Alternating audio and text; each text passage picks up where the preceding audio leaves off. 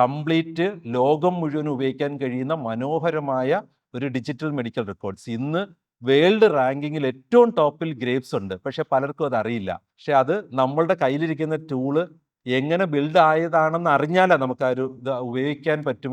നിങ്ങൾക്ക് ലോകത്തിൽ ആ കാണുന്ന ഡോക്ടർ ജിയും BSAയും ഞങ്ങളുടെ 360 ഒക്കെ വേൾഡിൽ ഒരു കോമ്പറ്റേറ്റർ ഇല്ല.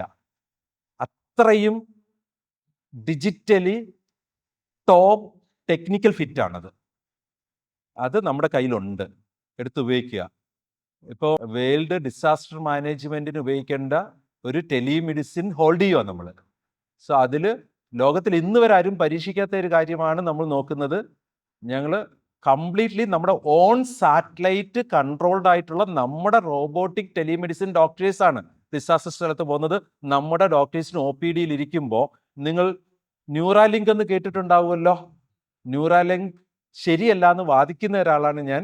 നമ്മൾ ന്യൂറൽ അഡ്വൈസ് എന്ന് പറഞ്ഞ ടെക്നോളജിയാണ് ഇതിന് ഉപയോഗിക്കുന്നത്. ഡോക്ടർ എന്ത് ഇപ്പോൾ ആ പേഷ്യൻറ്റിനെ താങ്ങാൻ പറഞ്ഞാൽ റോബോട്ട് താങ്ങിക്കോളും.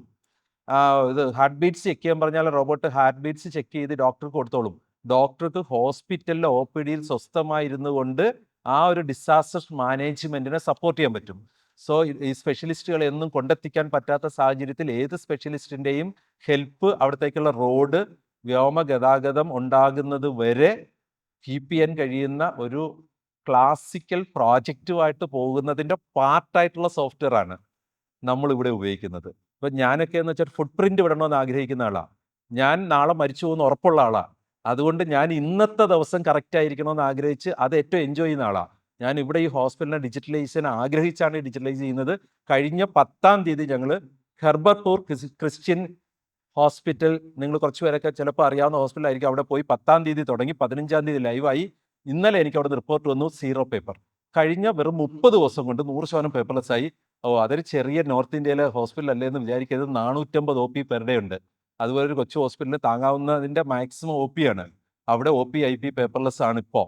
സോ ഇത്രയും ദിവസമൊക്കെ മതി നമ്മൾ വിചാരിച്ചാൽ. 25 കൊല്ലമായി ഇത് തന്നെ ശ്രമിക്കുന്നതാണ്, ഇത് തന്നെ പറഞ്ഞുകൊണ്ടിരിക്കുന്നതാണ്.